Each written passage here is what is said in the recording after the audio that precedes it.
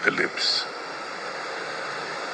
And may all who listen, listen with their heart, not just with their ears.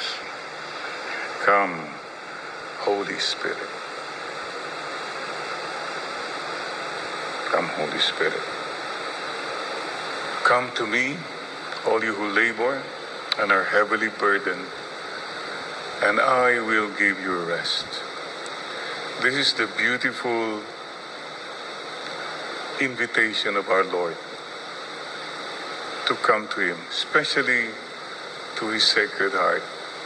Alam niyo, it's so consoling that you can just go anytime and you know you are welcomed, you are embraced as you are, as is, where is, no condition. I hope you feel that way. There's a refuge.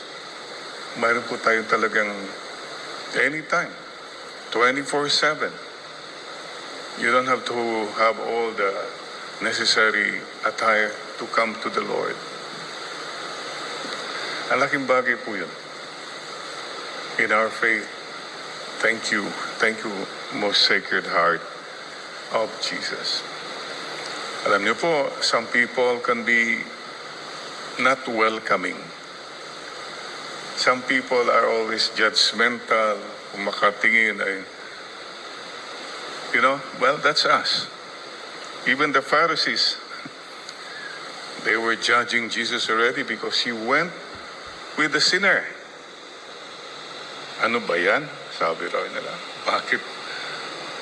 Ano bang klaseng prophet yan? Alam po nyo, itong isang bagay po, I always, and I think Jesus always told us, please be careful of self-righteousness. It's a form of a pride. In fact, we call it spiritual pride. When we look at other people and we see them according to our standards, alam niyo yun, yung medyo nakataas ang kilay. Di bali nang walang kilay, wag lang mataas ang kilay, mga kapatid. Ang dami po, even in the church, especially in the church, in the circle.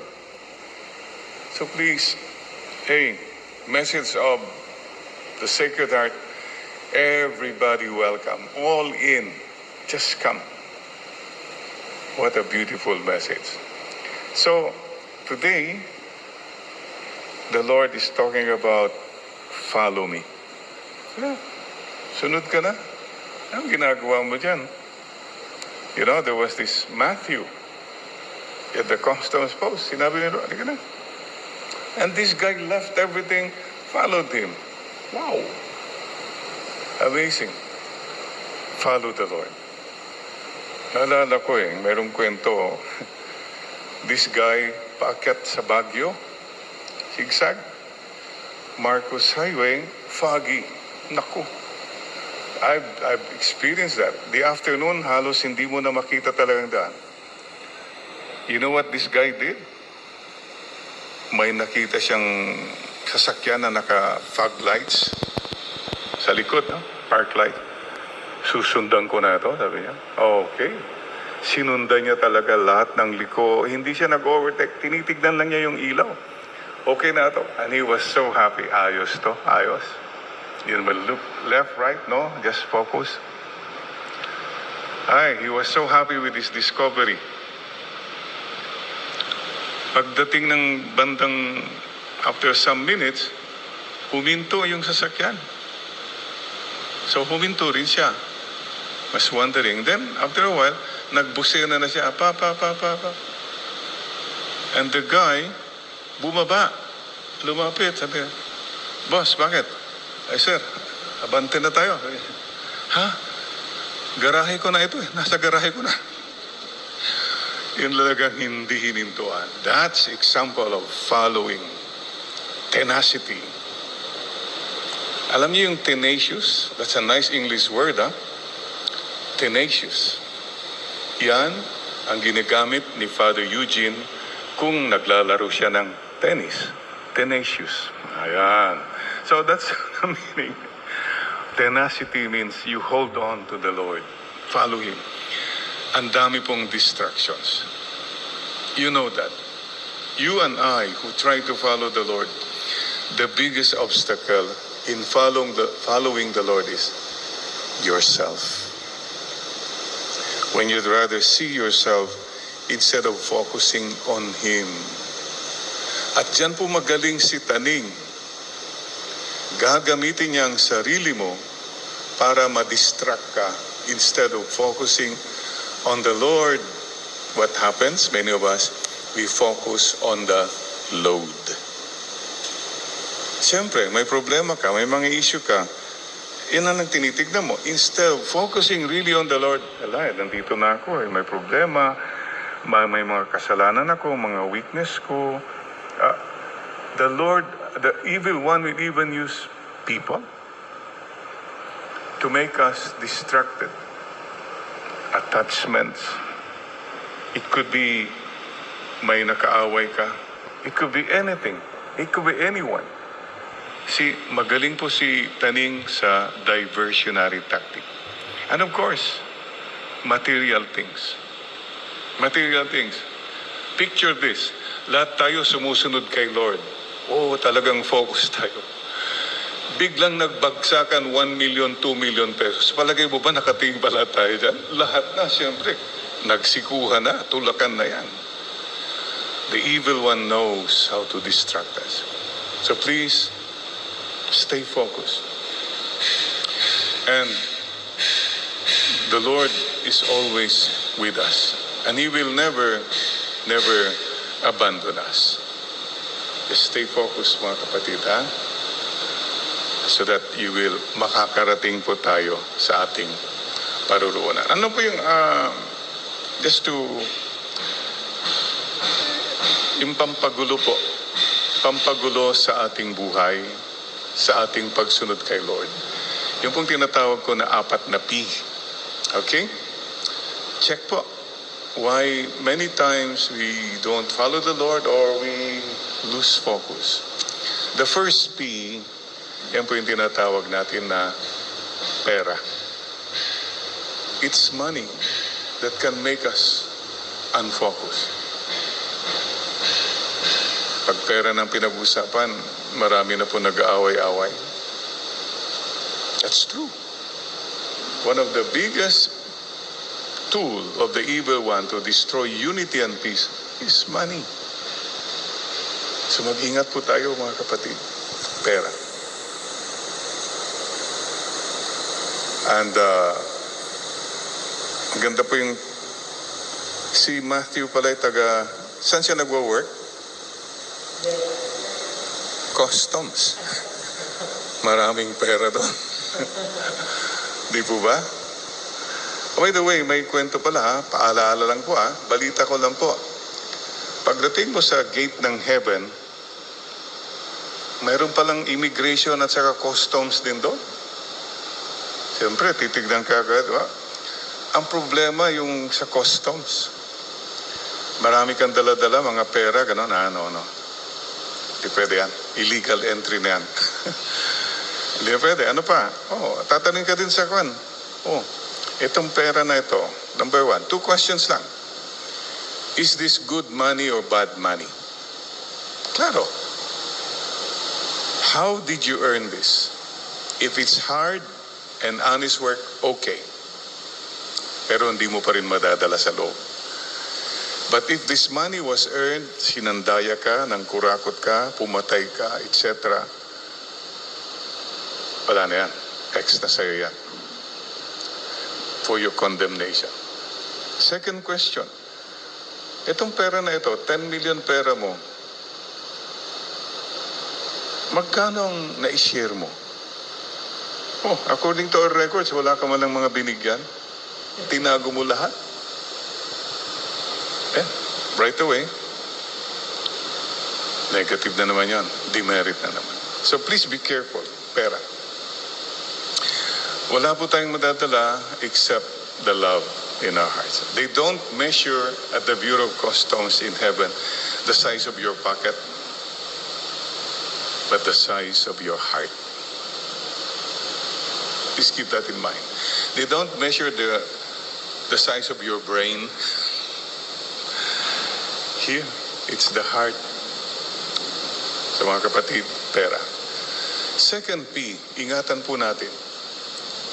Kaya hindi tayo makasunod, power. Power play, away-away palagi.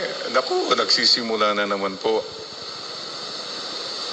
Ito na naman, power, kung sino na naman ang mga mamumuno, ganon. Careful.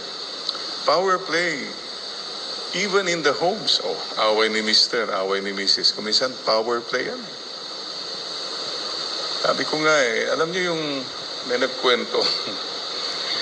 Somebody described a husband, yung parang yung split type, aircon. Nakita niyo na ba yung split type? Napakatahimik, no? Parang ganun daw yung mga ibang husband. Sa labas, ang ingay. Pagdating sa bahay, tahimik lang. Yeah. That's power play.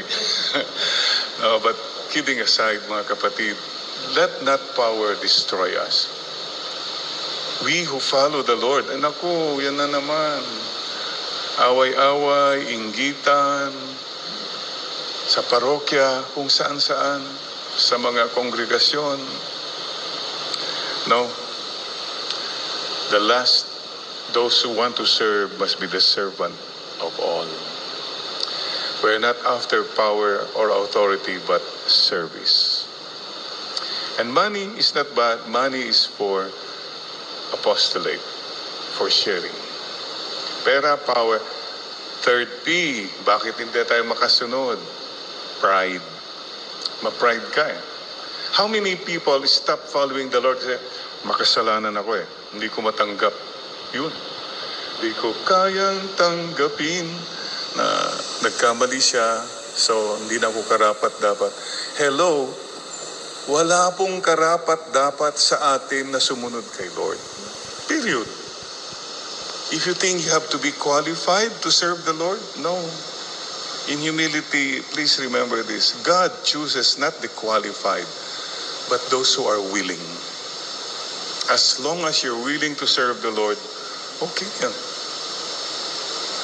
That's the only qualification. A humble, willing sacrifice to follow the Lord.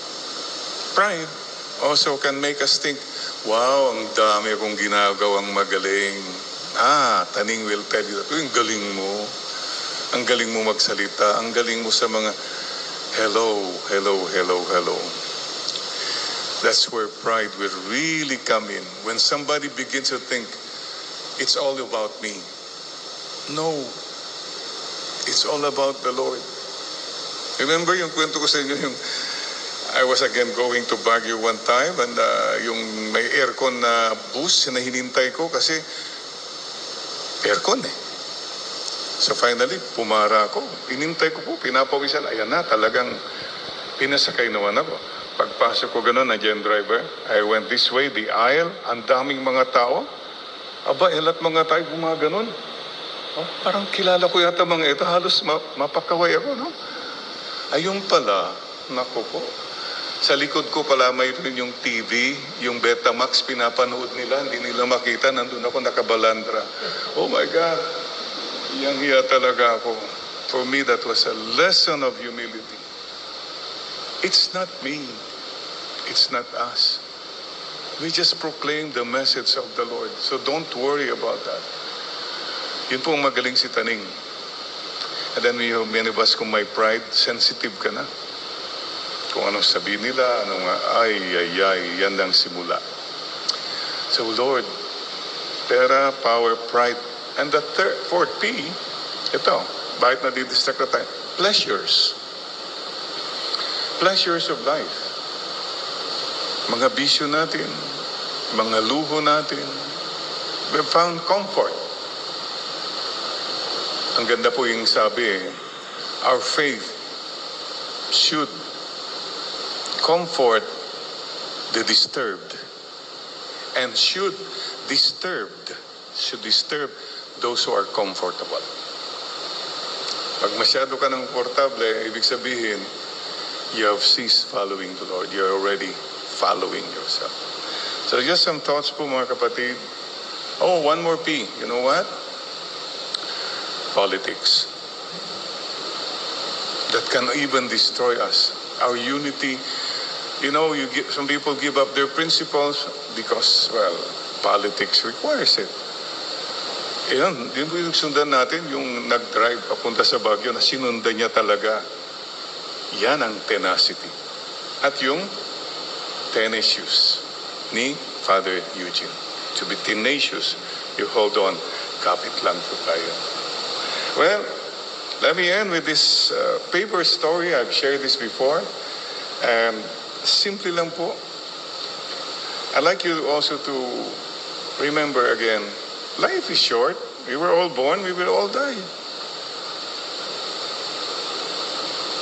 Wala tayong madadala pag-alis natin.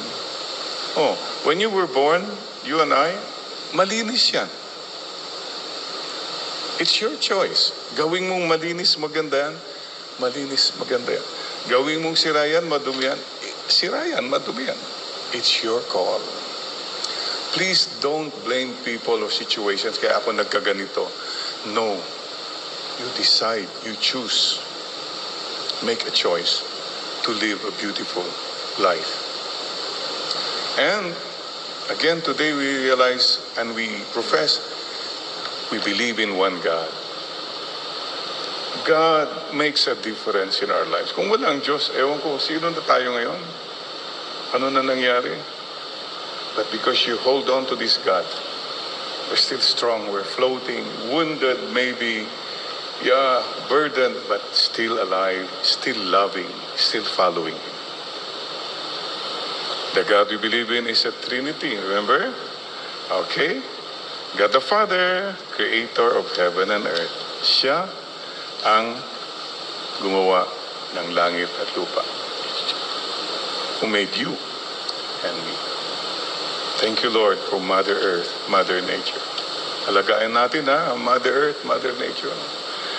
Second person, Jesus, who suffered, died, and rose again. For you and for me. God so loved the world, He gave us His only begotten Son. God so loved, put your name. God so loved you, Conrad. God so loved you, Nino. God so loved you, Harold. God so loved us all. May nagmamahal. Kayo mga nasa bahay, katabi nga. Pakitanong mo nga yung katabi mo, ikaw, handa ka bang mamatay para sa akin? Ano ka siniswerte? No? Ibang usapan na yan. That you die for someone, that's something. Mrs., tanungin mo yung husband mo nga, handa ka bang mamatay para sa akin? But the beauty, this is the point. God loved us. Yung napakahirap intindihin, but we believe and trust in the Lord. Okay, and God the Holy Spirit, the guide. Yan po, ha? Okay. Come, Holy Spirit. Come, Holy Spirit. And three things. Keep it simple po. What are we supposed to do habang buhay pa? Number one, love God. Love God with all your heart, with all your soul, with all your stuff. Sana ang pinagdadasal ko at the end of my life, masabi ko when I finally meet God, yung masabi ko na, Lord, alam po nyo, minahal ko rin po kayo. I tried my best to love you, Lord. I hope we all can say that. Yung masabi mo, Lord, alam nyo, meron pong hindi ko mapatawad noon, pero dahil po sa inyo, pinatawad ko na po siya. Because of your love, and I want to follow you. Or maybe you can say, Lord, there's a time na nagkasakit ako, nagtampo na sana ako, pero I knew you love me. Lord, mahal din ko po kayo. And Lord, maybe you can say, I gave up a bad habit, a bad relationship, etc. because I love you, Lord. Yun. I gave up a bad character in me, yung kayabangan ko, because you told me to be humble. Sana po ganon. Yung nakapag-serve ako sa iyo kahit papano, Thank you for giving me a chance. I did it all because I really wanted to love you. Sana po wala tayong regrets in the end na, ay naku, nakalimutan ko pala si Lord. It was all about me. O second thing to do is to love your neighbor. Right? What does it mean? Simple lang po. Number one, don't hurt people. Huwag mo silang lalamangan. Ganun lang po kasimple. Don't do to them what you don't want them to do to you. And number two, you share. You live a life that overflows your time, your talent, treasures. Ay, marami kang naibahagi sa iba. You did not keep them to yourself. And finally, third, love yourself. Take care of yourself. You are loved. Yes. Love God, love neighbor, love yourself. Bakit po hindi natin makita si Lord sa ating when we follow Him? Why? Kasi marami tayong attachments. So ang una po, tanggalin po natin kaya yung mga attachments natin. Era, power, pride, pleasure. Ano? Gumagana, lumiliwanag na. Gusto mo pang maging mas maliwanag para makita mo si Lord? Tanggalin mo kaya yung mga bagahe sa puso mo. Yung mga hurts mo, pride, yung mga sama ng loob, mga envy, clean. Continue to cleanse your heart in humility. Tanggalin mo yan. Goodbye. It's a lifetime. Could take a lifetime of cleansing. Pero alam niyo what? As you do that, ito, lumiliwanag, makikita mo ang Panginoon sa buhay mo. And may He become more personal. Well, mga kapatid, let's follow the Lord.